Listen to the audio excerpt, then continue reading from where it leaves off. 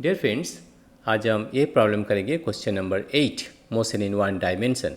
The position of a particle starting from rest at t equal to 0 is given by x is equal to 6t square minus t cube. The time when the particle will attain zero velocity again is। ठीक है, ये हमें solve करना है। तो किस तरह solve कर सकते हैं? सबसे पहले हमें देखना है, क्वेश्चन पहले रीड करना है। ये क्वेश्चन में क्या दिया हुआ है? क्वेश्चन में दिया हुआ है the position of a particle starting from rest that is equal to zero. Starting from rest में दिया हुआ है। ठीक है, वेलोसिटी सबसे पहले रेस्ट में क्या है? जीरो था। Given by x equal to this, x is equal to given है 6t square minus t cube. Question है the time when the particle will attain zero velocity again. कब हमारा वेलोसिटी जीरो होगा? The time हमको निकालना है। You know that time velocity निकालने के लिए हमको जो करना पड़ता है, what is velocity? Velocity is the rate of change of position with respect to time.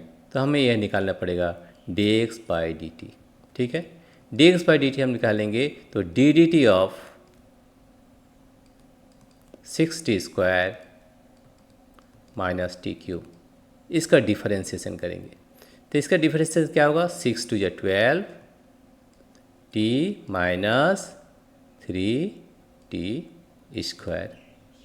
ठीक है, 12t माइनस 3t स्क्वायर। अभी क्वेश्चन है the position of a particle starting from rest at t equal to 0 is given by this the time when the particle will attain zero velocity. हमें zero velocity zero, तो when velocity is zero, when v is equal to zero, we have to find the time. ठीक है, तो 12t minus 3t square that is equal to zero. अगर हम common लेते 3t, 3 4 या 12t minus 3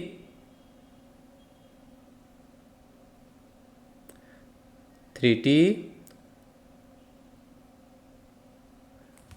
इसे यहाँ पर कॉमन ले लेंगे।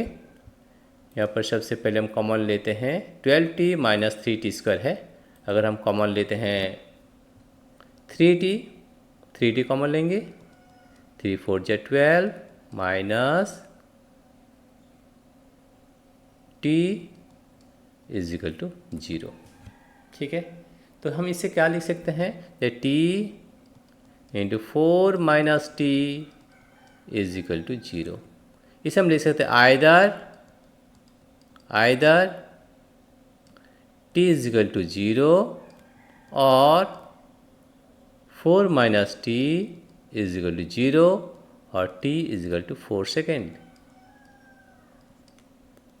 क्वेश्चन था the time when the particle will attain zero velocity again, so that when the particle has zero v equal to 0, the time attained is 4 seconds. So the answer of this question will be number 1. This is the answer. Thank you everybody for watching this video.